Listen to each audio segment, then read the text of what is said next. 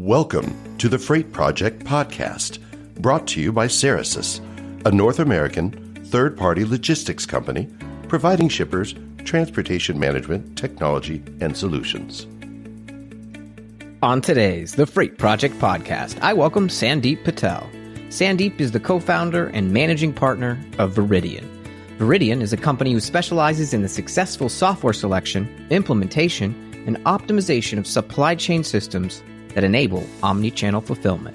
Sandeep is on the podcast today to speak about the role of technology to help supply chain leaders realize success in effective inventory and warehouse management. We hope you enjoy this episode of the Freight Project Podcast. Hello, Sandeep, and welcome to the Freight Project Podcast. As with any first-time guest, we want to make sure our listeners know who you are and what company you represent. So can you tell us a little bit about what you do at Veridian and what Veridian offers the supply chain marketplace? Absolutely. Thanks for having me, by the way, Adam. I'll start by sharing a little bit more about what Veridian does. So we like to specialize in the implementation of technology solutions that range anywhere between order capture all the way through distribution, transportation, and delivery. So basically everything in the supply chain space, we are a services provider of technology solutions. And so anything that has to do with the movement of goods and order capture all the way through the warehouse and distribution, transportation, and eventual delivery is the space that we specialize in providing many of our Fortune 500 customers with very advanced technology solutions there.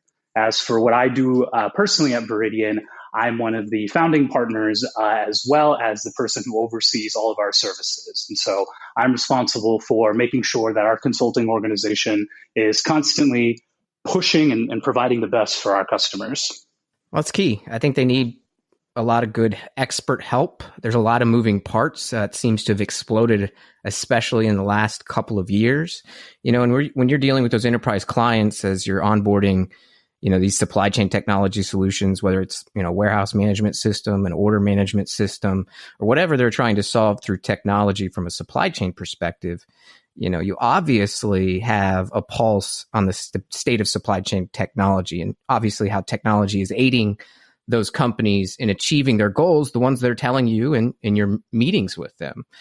So when you're having those meetings and, you know, asking probing questions to really get at the heart of what your clients are trying to achieve and what you can solve with that technology, what are you hearing as far as the most common problems that supply chain executives are looking to solve using supply chain technology?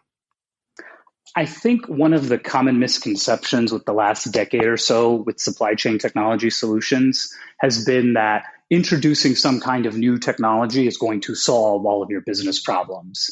And so ironically, I don't know if I see that much of a different series of challenges when working with our customers. At the end of the day, they're always looking for opportunities to become more nimble, more cost effective, become more adaptive to their customer base's growing needs and varying demands. And in general, we're just finding new ways in the marketplace, I think, to become more and more specialized in those areas and are learning to find new and more creative ways to solve those problems. One thing that I think is very popular right now that we hear a lot about and get a lot of questions about from our customers is warehouse execution systems. Ideally, these are meant to be systems that have a further and more niche set of capabilities for a given customer to be able to extend your warehouse management system, for example. And another key area that people always want to really engage in conversations about is artificial intelligence and how they can find ways to implement machine learning and more advanced computational analysis into their supply chain so that they're making more effective decisions and providing a higher level of service to their customer base. And then, interestingly enough, I think one of the most low-hanging pieces of fruit is people still wanting to talk about synergy among systems. I think that if you look at the space, for example, that Veridian occupies, where we help with digital transformation projects and order capture on the front end, to the order management system on the back end, which then has a handoff with the transportation and warehouse management system, what you still find is that even though these systems have become better at talking to one another, they're still very siloed, and the communication back and forth is still, in my opinion, somewhat fairly primitive. If you think about, let's say, for example, the impact that transportation has on a warehouse, you can understand how somebody who oversees a distribution center is frustrated by the fact that because of the way they have to transport the goods, they consequently have to pick and pack the goods in a less efficient manner. And so those types of challenges are other ones that customers still bring to us a lot, where they feel like that the silos of the technology solutions they have in place still really prohibit them from being able to run their business as effectively as they'd like. Yeah, and I think, that's a really good point. I was just recently, last week, at the Journal of Commerce's Logistics Technology, they call LogTech 19. And I was on a panel with a couple of other people and attended several other panels. And one of the things they really mentioned was like, look, logistics technology, that's what this conference is about. But I think what we're forgetting is that, people still need to come together, that the purpose of these technologies is to increase visibility, and people are confused with what visibility means. And that at the end of the day, we kind of have to bring it back to the fundamentals of what's our desired outcome, and are we actually bringing all of these systems together to just myopically perform a function, or are we allowing it to grow and use with other systems so we can achieve a larger goal? And I think that's probably key as we head into peak season. And this is a very important time probably for a lot of your customers, maybe in the retail space, right? And as you're intimate with those kinds of clients that are out there really trying to perform this holiday season, meet goals of Black Friday, or now, more importantly, Cyber Monday, and then eventually, right, in January and February, return seasons, which are also on the uptick thanks to e-commerce. You probably have heard a few things about, how folks are really getting ready to perform both in store and online, where, some call that the omnichannel supply chain approach. And inherent in both, effective supply chain and delivering on time and returning products in return season is retailers that are using technology. So for retailers who want to be more effective and reach their desired outcomes this peak season, what specific technologies are they using to be successful, and why are they using these technologies? Yeah, that's a great question. This is the time of year that I think we see the biggest uptick in a lot of our chatter for the reason that you described. People are very actively and proactively thinking about the traditional retail peak that is on the horizon, and are always trying to come up with better ways to take on the challenges that that time of year presents. And one of the biggest piece of advice that we're always giving our customers is to make sure that they examine the low-hanging fruit first.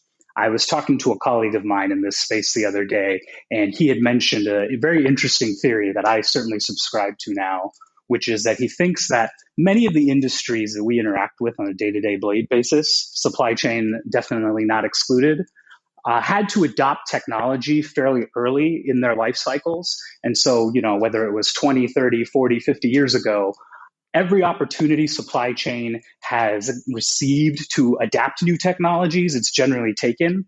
And then I think in the course of the last 20 to 30 years, because the overall effort to upgrade those systems has become a little bit more difficult, really what we're starting to see is people that have been left behind almost on a platform of technology that seems a bit antiquated relative to other technologies that are available. And so we see a really common rush for people to run to us this time of year saying, hey, we need to implement a warehouse execution system so we can handle peak. We need to implement artificial intelligence so we can handle our peak volumes. And so really what we try to encourage them is to take a step back and make sure that of all the tools that we have in the toolbox, that we're making sure to use the right ones. Both of those are fine solutions for very specific instances, but really where we start is to make sure that they're taking advantage of the tier one systems that we most likely help them to implement.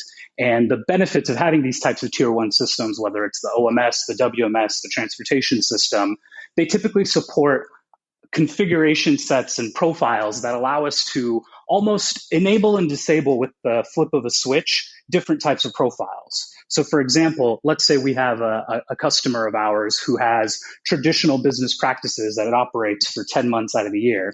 But during their retail peak, they know because of the volumes, they just have to use their warehouse operations in a completely different manner. one of the first things that we try to do is make sure that our customers are set up with those really simple tools that they have in place to make sure that they're realizing all of that low-hanging fruit.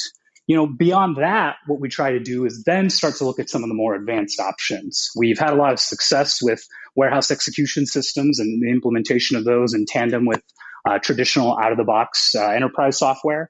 And so making sure that expectations are appropriate when going into those projects really seems to be the biggest key. And if they're settled appropriately, we've found a lot of success there. We've also seen a lot of customers really start heavily investing into technologies like artificial intelligence and machine learning, like I had mentioned before. But in my opinion, those are still fairly new engagements in the sense that we're still trying to make sure that we're harnessing the power of all of that technology fully.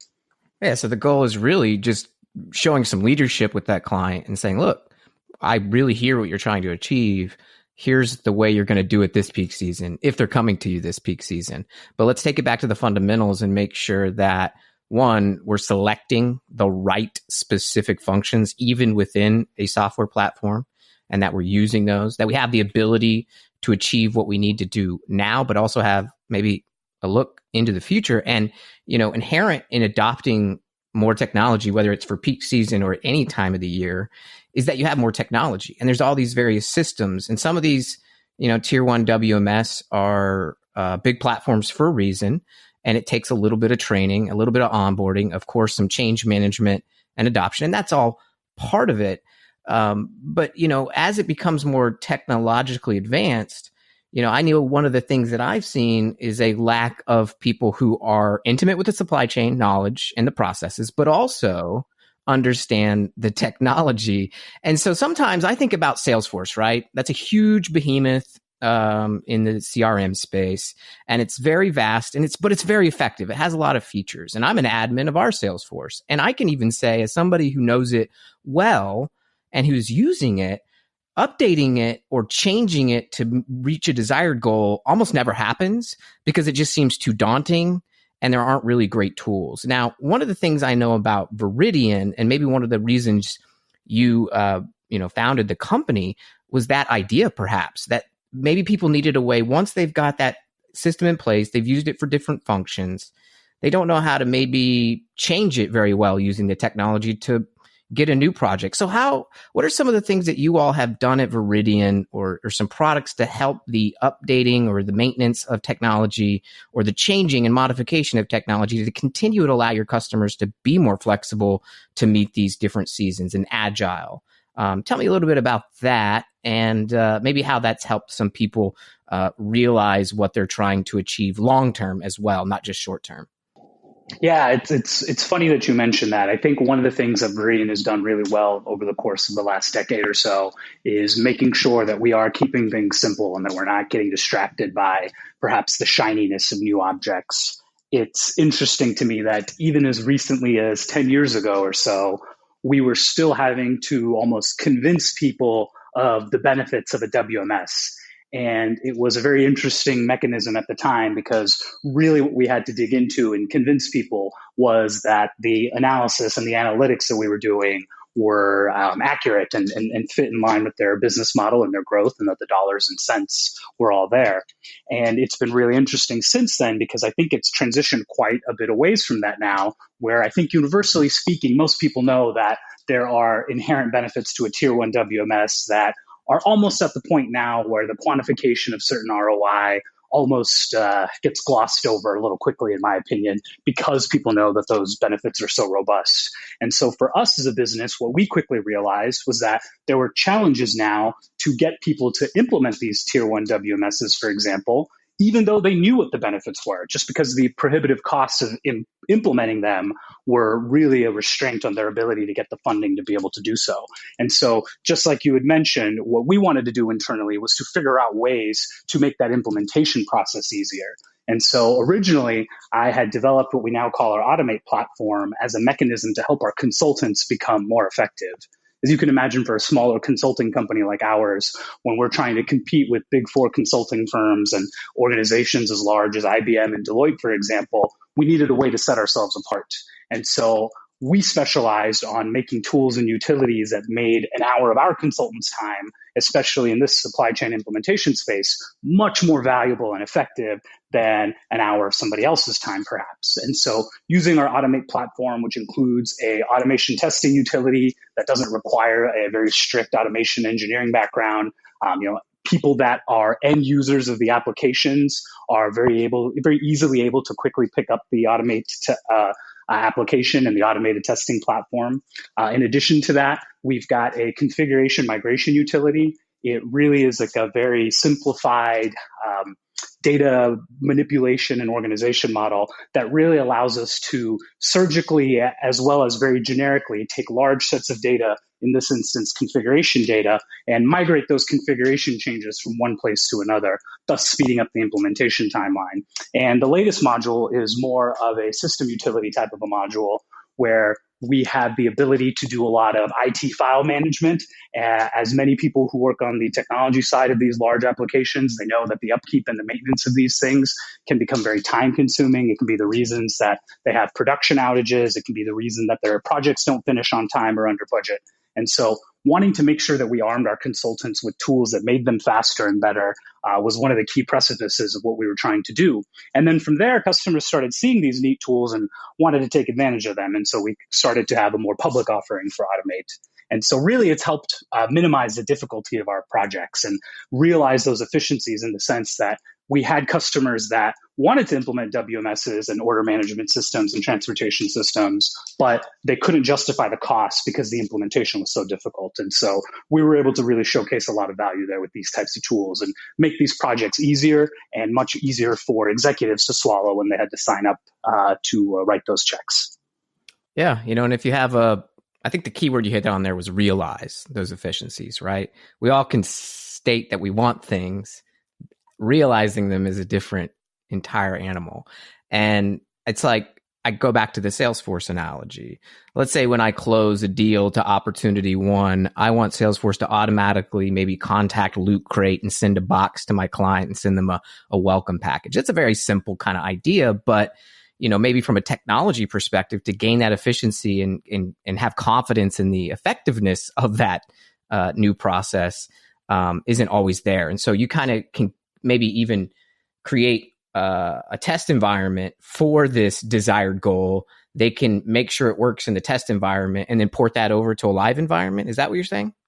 Yeah, absolutely. The idea is to be able to take something that's very redundant and time intensive, execute it once, validate it once, and then from there, be able to very quickly replicate it from, like you said, let's say a non-production environment into production when you're ready to roll that functionality out. Realizing supply chain leaders' dreams all through technology. I like it. And I think we're going to see a heck of a lot more of that in the future. So very good. All right. And I think, keeping in that vein of technology, inherently, one of the things that you're going to come across helping implement these, helping maintain them, being just intimate with the role of supply chain technology, is that you're going to hear about more technology. You kind of already mentioned this between machine learning, advanced analytics, and even blockchain, or heck, even robots in the warehouse used for more improved inventory management, which are do have a little bit more market share than those aforementioned big technologies. But are those just distractions from that lower hanging fruit that you're seeing? How do you deal with that expectation or that ask from a prospect when they say, "I hear blockchain is the holy grail. Why are you not helping me out with that?" Yeah, the question that I love to always ask and retort to that is, what are you going to use it for? What problem are you planning on solving? Because that's always the question I get is, why shouldn't we be using technology X or technology Y or technology Z?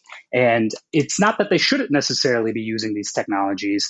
I think it's just really important to make sure to level set when you're working with these types of distribution and technology executives that you have a toolbox for a reason, and you may not use every single tool every day. And certainly there isn't a tool that's going to be applicable for all of your problems. And so it's really important to have a mastery of that toolbox. And so that's why I always put a lot of emphasis on that low-hanging fruit, because I do think that the sexiness of new technologies can really easily detract from the ability to see the challenges right in front of you. we innately have this concern that we might be left behind, or our organizations are getting antiquated, or that technology is going to zoom past us. But really, at the end of the day, what we're always measured against is results. And so being able to work with a lot of leaderships at the companies that we do business with, and making sure that they're coming from positions of strength and comfort when making these decisions is always really key. And to your point, there are many times where those technologies are very valid. If there is no low-hanging fruit, it's really important to be able to make sure that we can adapt and be ready and nimble to work with the challenges that come in front of us. And so whether it's robotics automation or some of the more advanced soft technologies we've talked about, I do think that there is a lot of growth available in that space, because many of the companies that are specializing in implementations of those technologies, I think, are able to start showing modest gains and improvements. But really where I think the opportunity still lays is with how do we come up with a quick and efficient and easy way to be able to implement those types of solutions, whether it is some of the larger robotics or some of the soft solutions.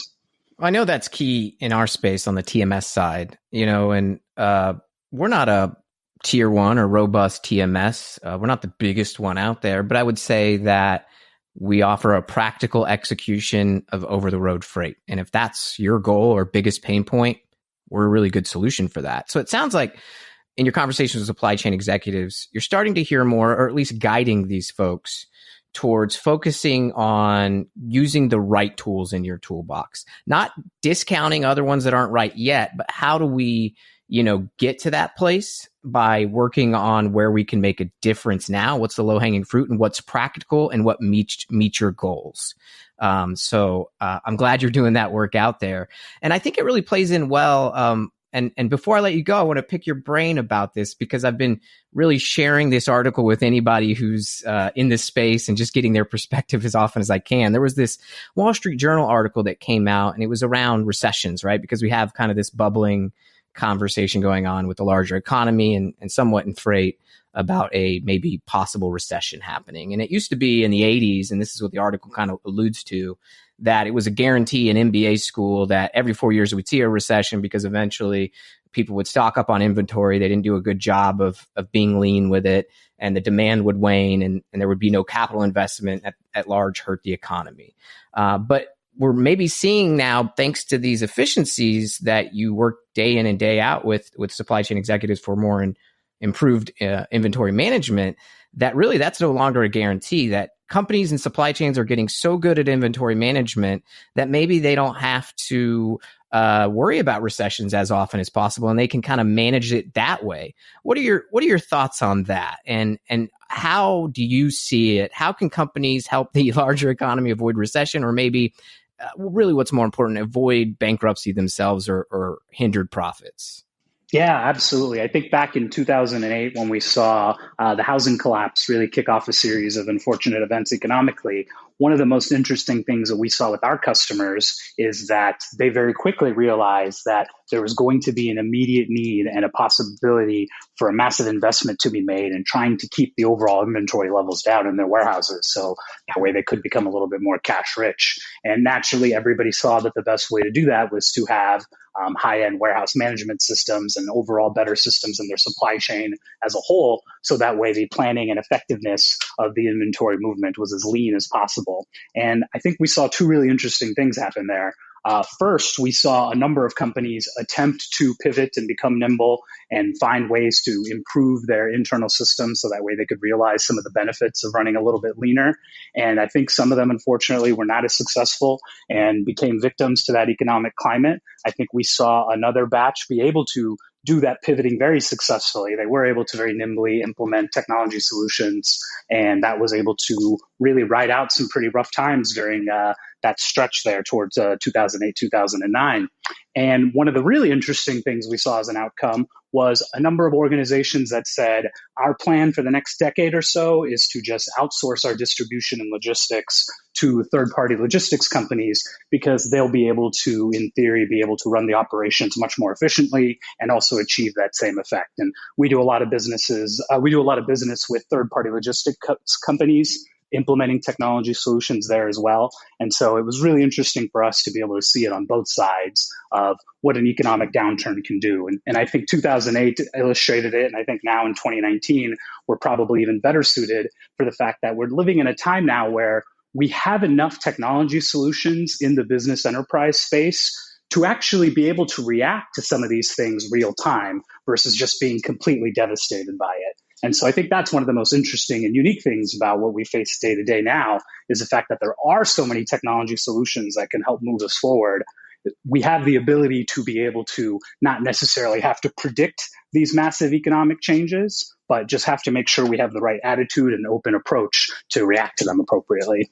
Yeah, it's not defeatist. It's I can. And thanks to that confidence imbued through the technology and key partnerships that allow these supply chain professionals to confidently say, hey, it is what it is, but we're going to attack it. And we ain't scared of no recession.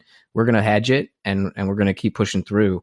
And that's fantastic. And it's cool to be at the heart of that. I know I took it for advantage when I was a kid about how I got stuff and how the economy worked. And I appreciate it so much more that there's a heck of a lot of people working hard to make a supply chain efficient so that all of us benefit economically. So thanks for being a small part of that, Sandeep. I appreciate that. And, just at large, thank you for your thoughts on the role of supply chain technology, kind of bringing it back to realness and the fundamentals, which I like. I'm that kind of guy.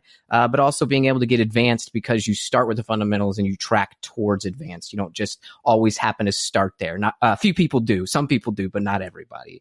And so you're helping them get there and achieve their success. So I really appreciate your time and imparting your wisdom and your expertise on our listeners of the Freight Project podcast. Thank you so much, Adam. I really appreciate it. Thank you for having me. Absolutely. We'll have to have you down the line again, and good luck with peak season. And for our listeners out there for the Freight Project podcast, we appreciate you tuning in each week, and we'll see you on the next one.